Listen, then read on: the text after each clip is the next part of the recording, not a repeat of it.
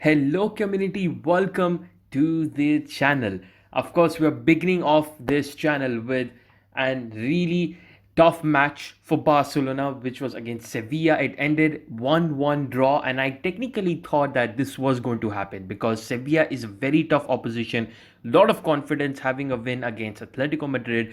Barcelona on the other end, not very convincing performance against Elche. They were also on good confidence, to be honest. They did indeed get that clutch against Elche. But overall, of course, this was a very difficult match for Barcelona, and they still at least got a draw. We were expecting loss, potentially Barcelona getting humiliated, but it was draw. Maybe there were chances that they could have probably turned it into a win, but we're going to be discussing in that in this review. So without further ado, let's get into it. Now, talking about the two halves, let's begin off with the first half. I think the first half, for first 15 minutes, Barcelona really had a good edge over Sevilla. They had the ball, they had the position. Sevilla were having some chances to counter attack to get Barcelona on their weakness, in which they defensively they have problems when it comes to counterattacks. But Barcelona in this match, especially for, as I say, in the first 15 minutes, regained position so well that they were not able to, let Sevilla do an insane, or very damaging attack. It was Barcelona doing very well across those 15 minutes. And then after that, there was little by little Sevilla were glowing up, but not as much as a Barcelona would probably concede. It was a neck to neck match. Barcelona were regaining position as Sevilla were getting in attack, as well as Sevilla were doing really well defensively.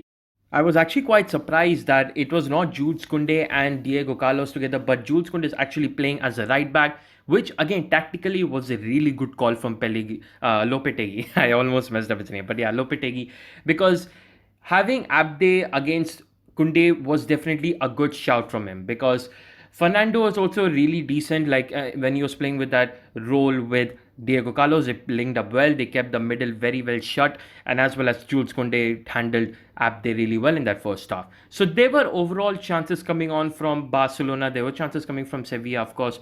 When talking about Barcelona, there were chances like a very early header from Ferran Jugla. Then there was also from De Jong in terms of the headers. Then there were also chances coming on from Dembele. He was trying to shoot from outside the box. Even Gavi had some of his shots. So there were chances coming on for Barcelona. Sevilla at the other end did not have that many chances. They did indeed have some dangerous attacks, like Rafa Mir was creating danger in that middle. But Barcelona really kept well in the defensive structure. It was just a neck to neck match.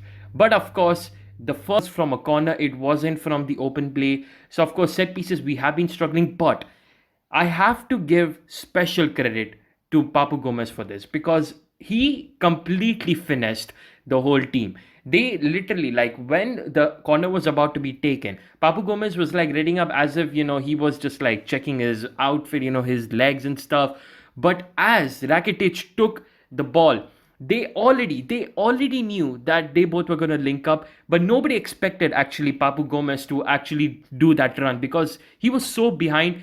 And as Rakitic hit the ball, he just started running like suddenly, like nobody expected that. Even Abde, who was actually marking, also got outpaced, and because of that, Papu Gomez hit a shot once he got the ball into the box, and of course, it went inside the goal.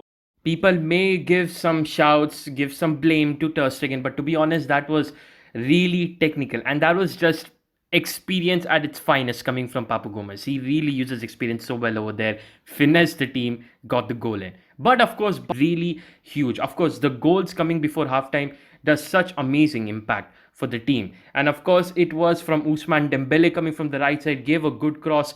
And I thought maybe Ferran Jugla was about to reach it, but my goodness, Araujo jumped so high. I literally thought like I was watching Ronaldo in Barcelona. He jumped so high, got his head in, and of course it became a goal. And it was really interesting to see. Like that match, that first half especially, just gets summed up so well that both the goals that got conceded for from both the teams was actually from corners. It wasn't even open plays. That's how it shows like how neck to neck this match was. This was a very difficult match. It was Sevilla, Barcelona having the possession but not having so much into the final third because Sevilla were very well defensively structured. And the same thing also goes for Barcelona. Now, talking about the second half, it's pretty much the same story again. Mostly, you could say it's kind of the vice versa. In the beginning, 10 to 15 minutes, Sevilla were growing up. They were having the opportunities, they were having the control. It was looking dangerous for Barcelona. And of course, Barcelona was still doing pretty good. And this is really incredible to see because Barcelona usually fall apart instantly in the second half. I don't know how, why, but they just fall off. They just absolutely collapse. But this was really good. They really kept the match up. Even with the attacks that were coming from Sevilla, they still defended well and kept the attack shut. But of course, the huge thing that everybody was talking about was the Jules Koundé red card. And again, people might be asking about the opinions. I don't really know what to say about that because it depends upon the intentions, right? Jodi Alba, I think, I don't know. I think that maybe Jodi Alba was accidentally pushed Jules Koundé. Maybe he was trying to get the ball, but Jules Koundé thought that maybe Jodi Alba was in heat of the moment, of course. But one problem definitely that came out from this match is Gavi and Busquets both got yellow cards, because of which they will miss the next match against Mallorca, which is going to happen probably at 2nd January. So, two key midfielders are going to be missed. It's going to be interesting to watch how the match goes on. But we're talking about the match about Barcelona versus Sevilla. And of course, after those 15 minutes, I would say, like, the 60th to 80th minute, it was neck to neck again. Barcelona, Sevilla, they were doing attacks. Barcelona were in the possession. They were trying to create some danger. But of course, Sevilla, even with 10 men, even with one of their star centre backs or star defender out, Jules Koundé, they were so well defensively structured. I have to give to Sevilla. Of course, Barcelona as well, they were keeping up the danger, they were defending well. They were not letting Sevilla score any goals. They were defensively getting packed well. And, it's just like it was a really exact match. Like, I think it's kind of like the similar play style of both Sevilla and Barcelona that were literally like colliding, because of which there wasn't like any final output coming on like from both the teams, because they both were kind of having the same play style. But yeah, Barcelona and Sevilla both were having equal ends in the second half as well as in the first half. But I really want to give shout outs to Barca, especially Xavi as well, because he really improved on this aspect, because Barcelona usually collapse in the second half, as I said before. But in this match, they really kept themselves on. They gave a tough fight to Sevilla. And of course, there were many couple of star players that we'll be talking about later. But it was really a tough match, very neck to neck match. And overall, I think, as much as I do want Barcelona to win, I think Sevilla really deserved it. They were so good, even with 10 men. They were defensively so well. They kept Abde and Dembele really, like, not that short, because actually Abde and Dembele started shining really good in the second half, because in the first half they were kind of like in the dim light, but in the second half they were starting flaring up, they were starting getting offensive. But still, like, especially for Abdi's side, Lucas Ocampos and Papu Gomez were doing really well to actually kept him shut. And from the right side, of course, Rekik, who again, what a player! Like, he really kept Dembele shut throughout the first half. And of course, second half, Dembele was trying to get a better of him. But it was a really fun match to watch, really neck to neck. But yeah, I would really wish Barcelona to win. Coming on towards the play ratings though. So we're going to be discussing about the play ratings of the match of Barcelona players. It was, of course, the 4-3-3 formation. Ter Stegen in goal. It right back as Araujo, PK, Eric Garcia as well. I was expecting Longley, but Eric Garcia, I guess. Left back Jodi Alba. The midfield three of Busquets, Gavi, and Diong, and of course the front three of Abdi, Jugla, and Usman Dembele. Starting off with Marc-Andre Ter Stegen. And you know what? Actually, I'll give Ter Stegen probably 6 out of 10. I think there wasn't really something that he could have done. Under pressure, he was getting the ball away. Of course, the playmaking skills that Xavi really gave a lot of appreciation about Ter Stegen to in the press conference. I think he really did that good. He was passing on the ball, he was getting the ball, releasing the ball well, under pressure as well, not creating much problems. And I think it was a average game. It was a decent game from Ter Stegen. Maybe I'll even give him 6.5. I think he was okay. There were not many insane saves that he had to do. Actually, there were a couple of them, in fact. So you know what? I'll give him 6.5 out of 10. Really good game, decent game from Ter Stegen. Talking about Ronald Araujo, and he's of course one of those man of the match players. Of course, he scored the goal. Defensively, he was good. Of course, as a right back, you are supposed to go up front. Help Dembele or the winger who's with you in the attack. But in defensive wise, of course, he was good. Of course, he scored the goal as well.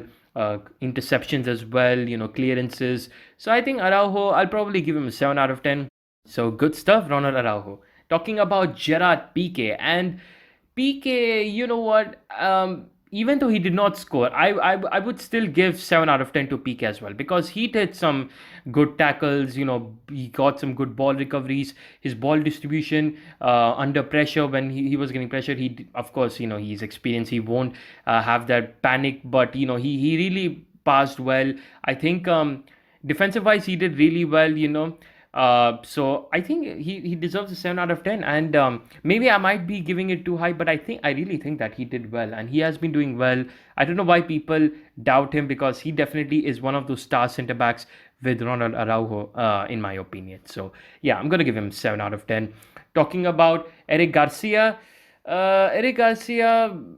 you know what? To be honest, again, defensively, he was also as part of the defense, who did not let much trouble come in for Barcelona. So maybe I would give Eric Garcia as well 7 out of 10. I think his ball distribution as well. He tried some long balls which did not work really that well, but of course, it's worth the shot. It's worth giving effort, better than not doing it at all. So I completely respect that.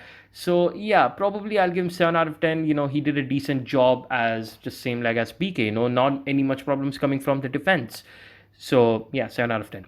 Talking about Jodi Alba. Now, Alba, probably I would think like 6.5 out of 10. I think offensively wise, he was involved, but he wasn't as, his impact wasn't as much as I would probably expect from him. The crosses or the passes were kind of getting misplaced. Defensive wise, I think he was doing good. He was decent. He wasn't that bad, which usually is a problem for Jodi Alba. So yeah, I'll probably give him 6.5. I don't know. I just something like, I didn't see him that impressive, even though he wasn't that bad also, to be honest. So yeah, I'll probably give him 6.5. I really don't know how to rate, because to be honest, everybody did well today. Like, there weren't any players, or there wasn't any specific player who actually carried the team.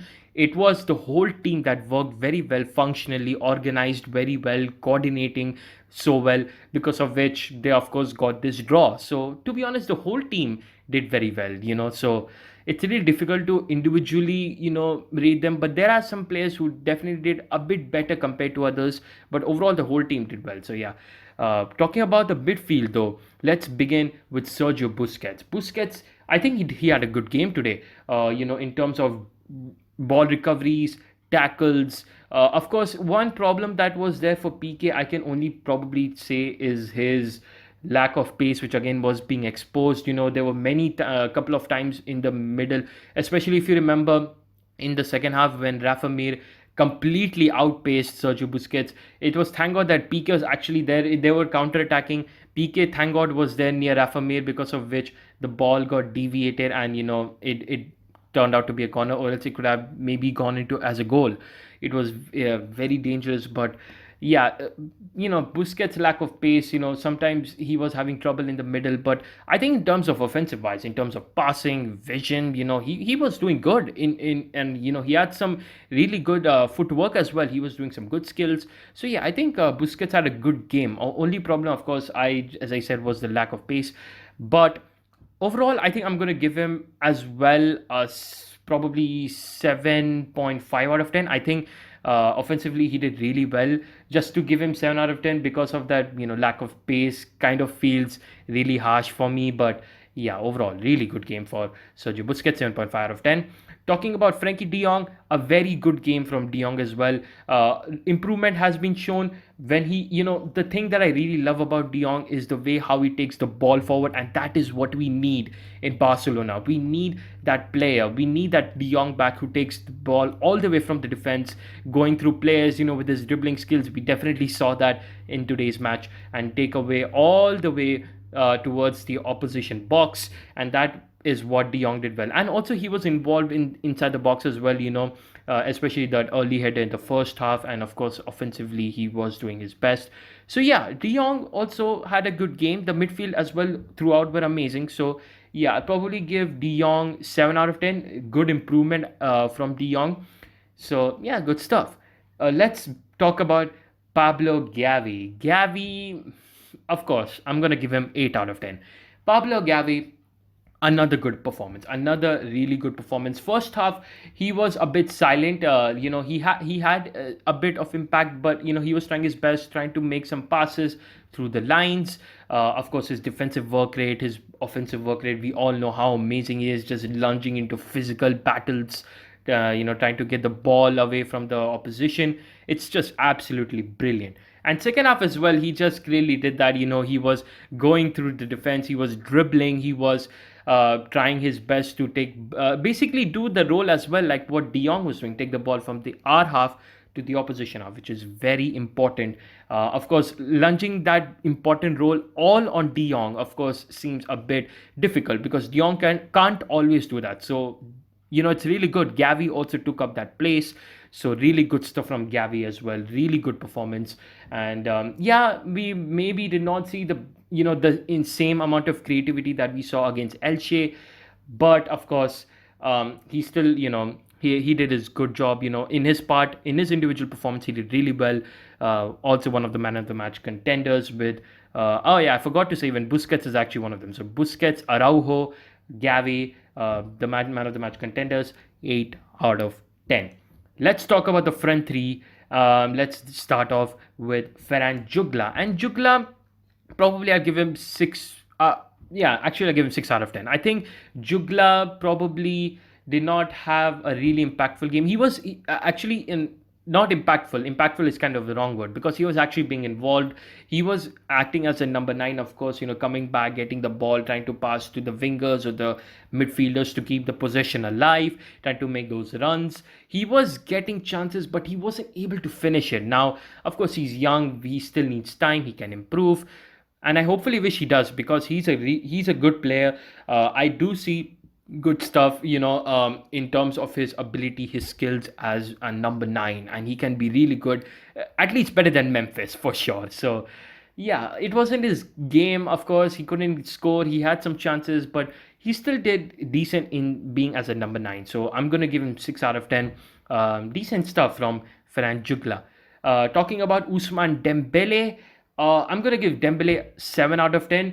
I was probably thinking to give him like 8, but I decided to actually give him 7 because first half Dembele was really like silent, like Rekik was doing a really good job in pocketing Usman Dembele. He wasn't really allowing him to exploit the flanks, and mostly because of that, Dembele was constantly cutting inside because Rekik was there to stop him, or I don't know, for some reason he just didn't want it to exploit. I don't really know the reason. But of course, in second half, Dembele started showing up. He started showing his flair, his dribbles, pace, and of course, his passing as well was really good. Like I really liked the passes that he was giving in. Of course, he almost gave like 2 goals for Barcelona. If one of them, Luke De Jong did not miss, and if in case I think there was one for Nico as well. So it was headers, but good passing. Like there was some good passing from Usman Dembele. He was showing up really well in that second half. But first half he was silent. He wasn't as crazy or explosive as he has been there in his flanks. So because of that, I'm gonna give him a 7 out of 10. Let's talk about Abde though. So Abde, probably I would also give him 7 out of 10. Exactly same story as Dembele. He was going against Jules Koundé, and we know how well that guy is, and he did really good as well to keep Abde silent in that first half. Second half, I would probably say yes, thanks to the red card. Like, he was able to be a bit more explosive because Lucas Ocampos and Papu Gomez had the job to actually try to pocket him. But Abde was doing really well in terms of getting away from defenders. He was trying to exploit the flanks, going for those crosses, his dribbles as well to confuse the opponents and stuff. It was really good to watch. But of course, same story as Dembele. First half silent, second half got explosive. So same rating, 7 out of 10. Talking about the substitutions, probably I'll give all of them 6 out of 10 except for Nico Gonzalez because he actually showed really good impact as he came on. He was trying to show his flair, he was trying to show his ability, to take the exactly the same job as Gavi, De Jong have been doing to take the ball from the opposition half to our half, which is really vital. Getting the link ups, his dribbles in difficult situations. It was really good to see from Nico Gonzalez. So probably Nico Gonzalez as well. I'll give. Maybe it might be a lenient 7 out of 10, but I think he did really well coming off from the bench. So probably he will get 7 out of 10. Rest of the players can get probably 6 out of 10. Overall, both the teams did really well in terms of being defensively well structured, offensively being really good. Of course, especially Sevilla, which I've been repeatedly saying that they have been amazing. Like the way how they were structured with 10 men, Lopetegui did absolute brilliance in forming that proper formation, even not having any problem with the men down. So it's really amazing always.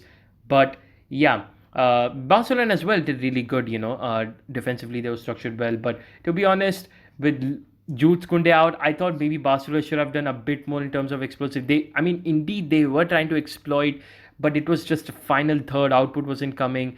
Luke De Jong came on as a sub, which I did not really like because I genuinely don't believe so that this guy does anything for the team. And of course, the crosses and inshallah, which was happening in the half, De Jong, in fact, Luke De Jong did have a chance to score the header. He could not score. So I don't know why. I really thought maybe Xavi would mostly go with Nico as false nine again, or maybe Gavi as that false nine, like in the match against Elche. But yeah, probably Luke De Jong sub was a bit confusing, not really that well, at least to me. But yeah, really tough match, but really good match as well. And now looking at the table, Barcelona are currently sitting in. They're still in the 7th place, having 28 points. They have 7 wins, 7 draws, 4 losses. Sevilla are now sitting in with 38 points, 5 points behind Real Madrid. So it was a match really that Barcelona wanted a win badly. Same goes for Sevilla, because if Sevilla would have won, they would have been only 3 points behind Real Madrid, which would be huge for them to get probably the lead, to be at the top of the league. And Barcelona, it was important as usual because they wanted to come in that top 4. Unfortunately, this was a very tough match to get the top 4 in, but they still did a really decent job. Anyways, guys, that's the review. Thank you so much for watching this video. Hopefully you guys like this review, and let me know about your suggestions if you guys think any improvements needs to be done down in the comments. Your opinion as well of the match, your play ratings. What do you guys think? Do you guys agree with my play ratings? If not, what play ratings do you guys have in your mind? As usual, like, share, subscribe. I really appreciate it. Thank you so much. As always, Forza Barça. Goodbye. Muchas gracias, afición. Este para vosotros. ¡Sí!